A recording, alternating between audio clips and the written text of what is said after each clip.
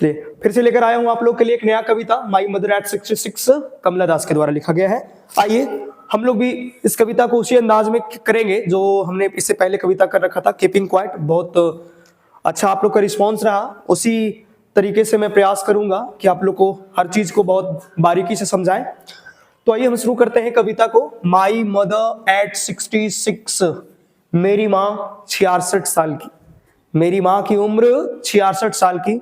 ये कवित्री कमला दास अपनी माँ का एज रिवील कर रही है और कह रही मेरी माँ का उम्र कितना है, 66 साल है। कमला दास के बारे में आपको जानकारी दे दूं, 1934 में इनका जन्म होता है मालाबार केरला में और 2009 में इनका डेथ होता है। बहुत ही अच्छा कवित्री है ये और भारत के लिए इन्होंने बहुत कुछ लिखा है। अपनी मिट्टी के लिए जानी जाती है, बहुत चीजों को स्वदेशी टाइप में लिखने का काम करती है। अंग्रेजी साहित्य में भारत में इनका बहुत बड़ा योगदान रहा, भारत के अंग्रेजी साहित्य में इनका बहुत बड़ा योगदान रहा। आइए शुरू करते हैं, माई मदर एट 66। कविता शुरू करने से पहले मैं चंद लाइनों से आपको जोड़ना चाहता हूं कविता के उस धारा में जहां आप इस कविता का रसपान कर पाएंगे। और जहां तक मुझे लगता है कि कविता का 2-4 पंक्तियां पहले आप जुड़ जाएंगे इसके साथ, तो उसके बाद पूरा कविता आपका हो जाएगा। दोस्तों जैसे कि मैंने हर बार इस कविता को पढ़ाने से पहले माँ के बारे में बताता हूँ, क्योंकि माँ हमारे जीवन में इतनी महत्व रखती है। माँ के बारे में तो लोग बहुत सारे न जाने क्या क्या और कितनी बातें कहा है, और जब भी हम लोग माँ के बारे में सुनते हैं तो अपने आप में एक ऐसा लगता है मानो कि माँ से बड़ा इस दुनिया में कोई है नहीं, और वाकई में कोई नहीं है। तो ये जो कविता है वो माँ के ऊपर लिखा हुआ है। कवित्री जो कमला दास है वो बताती है कि वो अपनी माँ से कितना प्यार करती है। ऐसे तो यूं सभी लोग अपनी माँ से प्यार करते हैं और सभी लोग को डर होता है अपनी माँ को खोने का। तो कुछ इसी बातों के साथ मैं एक बात कहना चाहता हूं कि हिसाब लगाकर देख लो, हिसाब लगाकर देख लो, दुनिया का हर रिश्ता आधा अधूरा निकलेगा, एक माँ का ही प्यार है जो दूसरों से 9 महीना ज्यादा निकलेगा। तो इसी चंद लाइनों के साथ मैं स्टार्ट करता हूं कविता को। आइए देखिए कविता का पहला स्टेंजा क्या कह रहा है मेरे भाई, कह रहा है driving from my parents home to Cochin last Friday morning. My parents home, कवित्री कह रही मैं अपने पेरेंट के घर से, अपने पेरेंट के घर से, मैं अपने पेरेंट के घर से जा रही हूं कहां, कोचीन। क्या करते हुए जा रही हूं, ड्राइविंग करते हुए जा रही हूं। तो लेखिक कवित्री जो है वो अपने पेरेंट के घर से जा रही है कोचीन। अच्छा बताओ कोचीन, तो यहाँ पे एक्चुअली मैं बताना चाहूंगा कोचीन केरला में कोची एक शहर है और वहां पे एक एयरपोर्ट जा रही है। तो जो कमला दास से अपने घर से कहां जा रही है, कोचीन। यहाँ पे सवाल बनेगा कि कमला दास कहां से जा रही है, from where she was going to. तो आपका उत्तर होगा अपने पेरेंट के घर से। और कहां जा रही है, कोचीन। यहाँ पे डेट भी डाला है लास्ट फ्राइडे मॉर्निंग, यानी यहाँ पे बताया गया है कौन सा दिन जा रही थी, पिछले शुक्रवार की सुबह, पिछले शुक्रवार की सुबह। फिर कह रही आई सॉ माई मदर, मैं देखी, मैं देखी, किसको देखी, अपनी माँ को, मैं अपनी माँ को देखी। बिसाइड मी, जो मेरे बगल में थी, जो मेरे बगल में थी। देखो ये तो तय हो गया कि कमला दास के साथ उसकी माँ भी जा रही है, तभी तो वो देखिए और उसके बगल में बैठी हुई है। यहाँ पे लिखा हुआ है डोज। मेरे भाई डोज का मतलब क्या होता है मैं आपको समझा दूं। डोज का मतलब होता है झपकी। ज्यादातर जब हम लोग गाड़ी में सफर करते हैं, ट्रैवल करते हैं, तो हम लोग जो युवा लोग होते हैं उनको भी झपकी लग जाता है। तो खैर ये इनकी माँ की उम्र 66 है, तो जाहिर सी बात है कि इसको झपकी लगना। तो डोज का मतलब होता है झपकी लगना या नींद लगना या फिर आंख बंद होना, स्लीपिंग फॉर शॉर्ट टाइम, जो भी आप कर लो। और उनकी माँ को झपकी लग गई, डोज का मतलब झपकी, लिख लेना। ओपन माउथ, और वो झपकी ले रही थी अपनी मुंह को खोल करके। उनकी माँ का मुंह जो है वो खुला हुआ है। जनरली सभी लोग जो खासतौर पे जो एजेड होते हैं जब वो झपकी लेते हैं तो उनका मुंह क्या ऑटोमेटिक खुल जाता है। आगे लिखा हुआ है her face, her face S N like that. देखो मेरे भाई ये जो लाइन है ना, ये मेटाफोरिकली लाइन है। ये जो लाइन है इसका इंपॉर्टेंस आप समझोगे। मैंने आपको बार बार कह रहा हूं कि कविता में तभी इंटरेस्ट आएगा, कविता को सुनने में तभी इंटरेस्ट आएगा जब चीजों को आप बहुत पैशन से करोगे। क्योंकि लिटरेचर की एक खास बात है दोस्तों, लिटरेचर की एक खास बात है कि जितना आप अटेंटिव रहोगे, जितना आप फोकस करोगे, उतना ही अच्छे तरीके से आप चीजों को समझ पाओगे। ऐसा कहा जाता है कि साहित्य और संगीत समंदर है और समंदर में सब कोई डुबकी लगा नहीं सकता है, कि साहित्य और संगीत समंदर है और समंदर में सब कोई डुबकी लगा नहीं सकता। अगर आपको डुबकी लगाना है तो बहुत ही पैशंस के साथ मैं चीजों को इतना बेहतरीन तरीके से डील कर रहा हूं कि लग ही नहीं रहा कि मैं कोई चीज टेक्स्ट पढ़ा रहा हूँ, अंग्रेजी कविता पढ़ा रहा हूँ, इजिली आपको करवा दे रहा हूं। तो उसकी माँ का जो चेहरा है ना मेरे भाई, वो किसके तरह है? एसेन लाइक। एसेन का मतलब क्या होता है? तो एसेन का मतलब होता है मेरे भाई राख। एसेन का मतलब क्या? राख। अरे राख जो आग बुझने के बाद बनती है। सर तो किसी माँ का चेहरा किसी राख की तरह कैसे होगा? तो किसी माँ का चेहरा राख के तरह नहीं होता है, लेकिन माँ का चेहरा का तुलना राख से किया गया। इसका मतलब है कि राख में जिस प्रकार कोई चमक नहीं होती, जिस प्रकार राख में कोई चमक नहीं होती, उसी प्रकार ठीक उसकी माँ के चेहरा में कोई चमक नहीं थी, क्योंकि 66 साल के उम्र में चेहरे पे चमक नहीं होता है, चेहरे पे झुर्रियां आ जाती है और चेहरा पेल हो जाता है। इसी पे मैं कहना चाहता हूं कि वक्त ने छीन ली चेहरे की चमक गालिब, वक्त ने छीन ली चेहरे के चमक गालिब, और हम भी वैसे नहीं रहे जैसे हुआ करते थे। तो ये वक्त है और चेहरे की चमक छीने जाएगा। इसीलिए कमला दास अभी अपनी माँ के बारे में बता रही है कि मेरी माँ के चेहरा में चमक नहीं है। एक दिन आएगा जब कमला दास के चेहरे में चमक नहीं होगा। वो हर लोग जो इस धरती में पैदा हुए हैं उसके चेहरा में चमक एक दिन खत्म होगी। तो अपनी माँ के बारे में बता रही है कि मेरी माँ का चेहरा किसकी तरह है? एसेन की तरह, राख की तरह। और दोस्तों सबसे हृदय विदारक बात यहाँ पे लिख दिया है, collapse of a collapse. Collapse का मतलब क्या होता है? अरे एक ऐसा बॉडी जिसमें कोई मूवमेंट ना हो, ऐसी बॉडी जिसमें कोई मूवमेंट ना हो, like death body, like death body. तो उसकी जो माँ का जो बॉडी है वो कैसा है? Death body. चूंकि उसकी माँ का कोई मूवमेंट नहीं हो रहा वहां पे। सोचिए सोचिए कार के भीतर क्या माहौल, क्या सोच रही है कमला दास। अपनी माँ को देखना, माँ के बारे में सोचना कि मेरी माँ का चेहरा उसमें कोई चमक नहीं है, उसकी बॉडी में कोई मूवमेंट नहीं, कोई एनर्जी नहीं है, एनर्जी है ही नहीं, less of energy, lake of energy. फिर आगे बताती हैं कि ये सब सोचते सोचते वो रियलाइज की क्या? पेन, इमोशनल पेन, दर्द। वो माँ का जो दर्द होता है ना, जो माँ को समझा जाए वो दर्द। क्योंकि यहाँ पे बता रही है कि she was as old as, वो इतनी बूढ़ी है जितना वो दिखी, जितनी वो दिखी उतना वो बूढ़ी है। तो आप लोग को मैं बता दूं, आप लोग को मैं बताने का प्रयास कर रहा हूं। आगे देखो, ये फर्स्ट स्टेंजा है। ये क्या है? फर्स्ट स्टेंजा है। और ये फर्स्ट स्टेंजा में मैं चीजों को आप लोग को दोबारा बता रहा हूं। जो कमला दास है पेरेंट के घर से कहां जा रही है? कोचिंग। कब जा रही है? Last Friday morning. आपसे पूछा जाएगा क्वेश्चन कि कहां से जा रही है? पेरेंट के घर से। कहां जा रही है? कोचिंग। कब जा रही है? Last Friday morning. कौन है बगल में? उसकी माँ। माँ क्या कर रही है? झपकी ले रही है। उसकी माँ क्या मुंह का है? खुला हुआ है। माँ का चेहरा किसकी तरह? आसन की तरह, कोलैप्स की तरह। कोलैप्स का मतलब डेथ बॉडी, आसन का मतलब राख। और फिर ये सब सारी चीज को देख करके वो रियलाइज करती है कि मेरी माँ बूढ़ी हो गई। और फिर माँ का जो दर्द होता है, इमोशनल दर्द किसी का, वो समझती। जब तक मैं आप स्क्रीनशॉट ले सकते हैं और आप देख सकते हैं। एक सेकंड के लिए।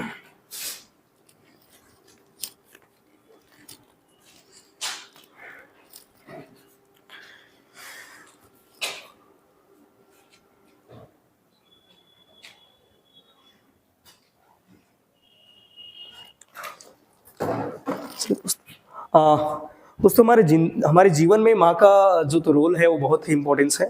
साथ ही साथ हमारे पिता का भी रोल हमारे जीवन में बहुत बड़ा होता है।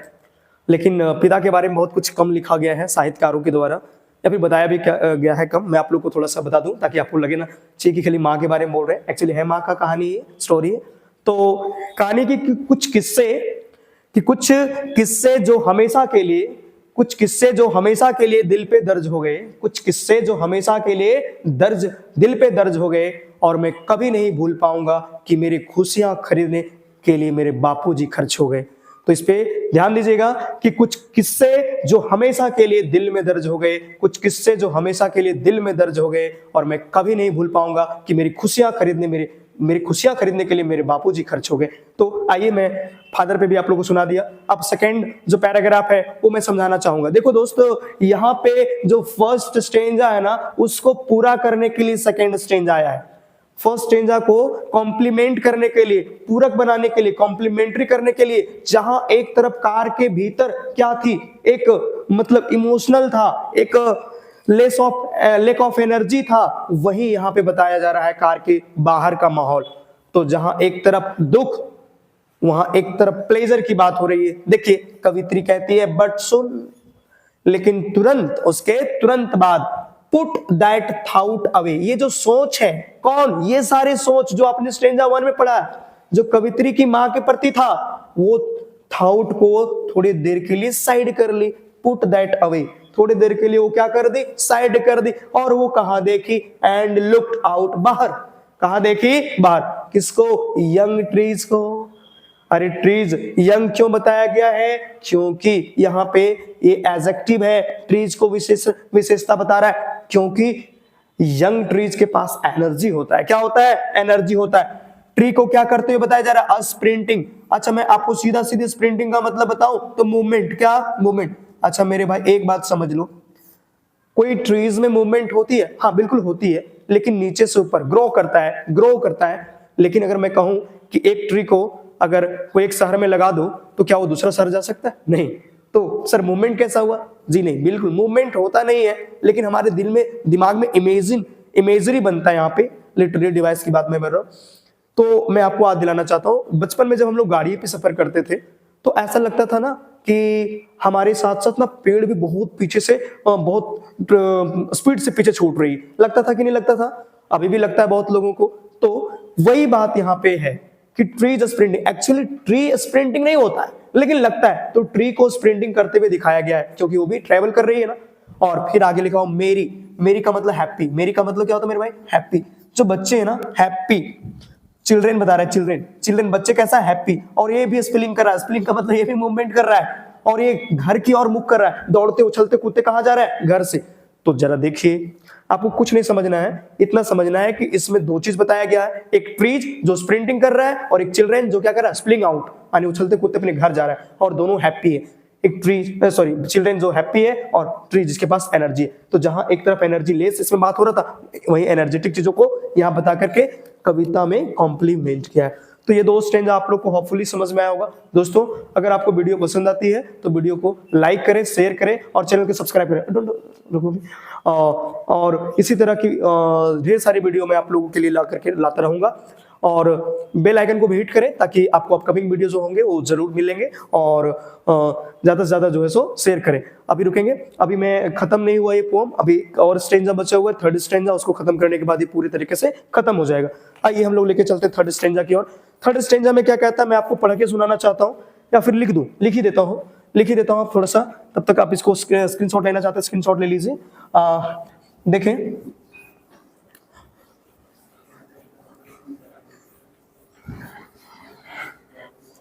थर्ड स्ट्रेंजा मेरे भाई, मैं आप लोग को बताना चाहूंगा कि थर्ड स्ट्रेंजा है क्या। वेट करें। कह रहा है बट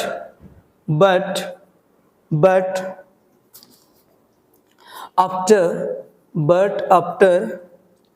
the airport security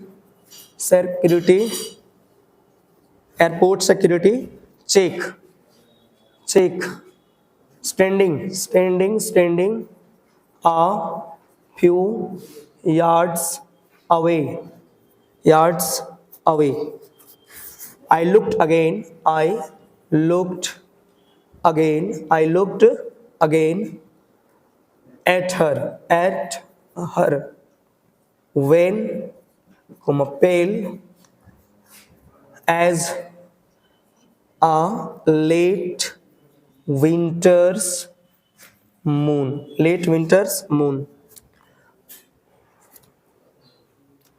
थोड़ा सा आवाज late winter's moon and felt that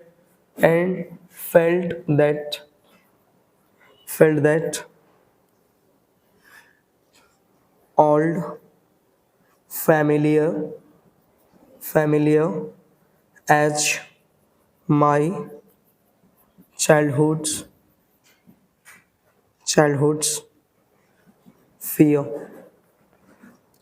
But all I said was, see you soon, Amma. Visible है, विजिबल है, आप विजिबल होगा कमेंट करके बताइएगा, क्योंकि इंक थोड़ा सा खत्म हो गया इसमें। सी यू सून अम्मा लास्ट है, इसीलिए मैं इससे गुजारा कर लेता हूँ अभी। All I did was smile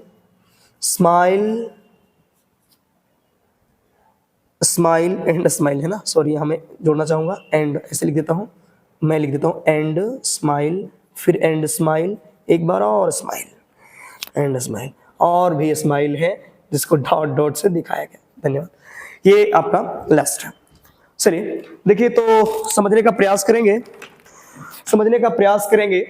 ये तीसरा स्ट्रेंजा है, और चूंकि मैं पहले स्ट्रेंजा में कहा कि वो कोचिंग जा रही थी, एयरपोर्ट जा रही थी, तो एयरपोर्ट पे पहुंचने के बाद देखो कह रहा है after the airport security check, यानी एयरपोर्ट में जब सिक्योरिटी चेक हो जाती है तो जो पैसेंजर होता है उसको अंदर ले जाता है, और जो छोड़ने के लिए जाता है उसको एक क्राइटेरिया के बाहर ही रहना पड़ता है। ऐसा प्रोसीजर है। आप ट्रेन में सफर करते हैं तो जनरली क्या होता है कि आप अपने दोस्तों को या फिर जिनको छोड़ने के लिए जाते हैं उसको डब्बा में बैठा करके आते हो, सीट पे बैठा के जाते हो, लेकिन प्लेन में ऐसा नहीं होता है। आप वहां तक नहीं जा पाओगे, आपको एक जो है सो प्रोसीजर से गुजरना पड़ता है, फिर पैसेंजर को ही आगे जाना पड़ता है। तो सिक्योरिटी चेक होने के बाद क्या रहा है कि सिक्योरिटी चेक होने के बाद स्टैंडिंग खड़ी थी आ फ्यू यार्ड्स का मतलब गज समझते हो, गज ना, तो कुछ गज दूरी, अब एक का मतलब दूरी, तो मैं अपनी माँ से कुछ दूरी पे खड़ी थी। ये कह रही है कवित्री कि सिक्योरिटी चेक हो जाने के बाद, यानी एयरपोर्ट में सिक्योरिटी चेक हो जाने के बाद मैं अपनी माँ से कुछ दूरी पे खड़ी थी, और मैं दोबारा देखी, आई लुक्ड, मैं देखी, अगेन दोबारा, किसको, एट हर, उनको, अपनी माँ को देखी यार, तो दोबारा मैं अपनी माँ को देखी। यहाँ पे जो दो शब्द है वेन और पेल, इसका मतलब ही होता है रंगहीन। क्या होता है मेरे भाई? रंगहीन चेहरा। उसकी माँ का चेहरा कैसा है? रंगहीन, यानी कोई चमक नहीं दिख रहा है। और इस बार अपनी माँ का तुलना किससे करती है? लेट विंटर्स मून, यानी एक जाड़े की रात की चंद्रमा। सर ऐसा क्यों? चूंकि जाड़े की रात की चंद्रमा जो होती है ना, जाड़े की रात की जो चंद्रमा होती है उसमें कोई चमक नहीं होता है, कोहरा जो है सो चंद्रमा को ढक देती है। तो जिस प्रकार कोहरा ने चंद्रमा को ढक दिया, बुढ़ापे ने उसकी माँ की चेहरा को ढक करके क्या बना दिया? रंगहीन बना दिया।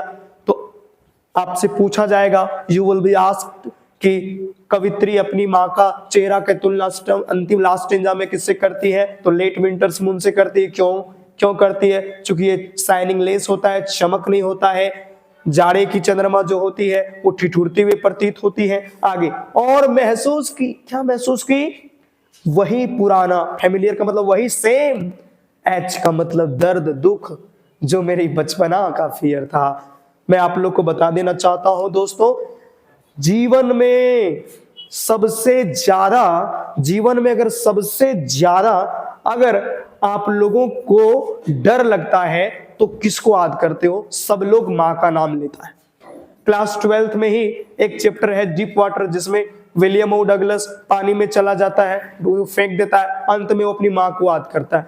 कोई भी मुसीबत में ना लोग सबसे पहले अपनी लास्ट में अपनी माँ को जरूर याद करता है दोस्तों। तो ये भी बचपना, मतलब यहाँ पे कहना क्या चाह रही है? कह रही मैं बचपना का ना जो डर है उसको महसूस की। बचपना का डर, जैसे मैं एग्जांपल देता हूँ, सभी लोगों को पहले बच्चा में सपना आता था, नाइट में ड्रीम आता था, और वैसा कैसा ड्रीम? एकदम घोस्ट वाला, भूत वाला, डेविल वाला, यानी कोई लोग जो है सो क्या कर रहा है कि आपको दौड़ा रहा है, गुंडा दौड़ा रहा है, भूत दौड़ा रहा है, और आप दौड़ रहे आपके पैर नहीं चल रहे, आप बहुत उछल कूद कर रहे हैं।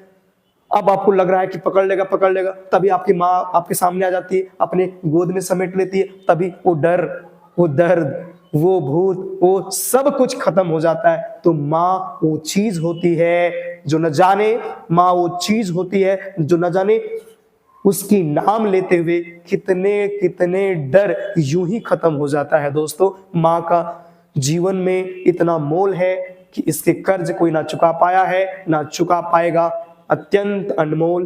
तो हमने आपको प्रयास किया है बहुत ही बेहतरीन तरीके से माई मदर एट 66 को, पोएम जो क्लास 12 की फ्लैमिंगो बुक का फर्स्ट पोएम है उसको कवर करने का। और फिर मिलते हैं आप लोग को ऐसे ही कुछ अलग अगले वीडियो में।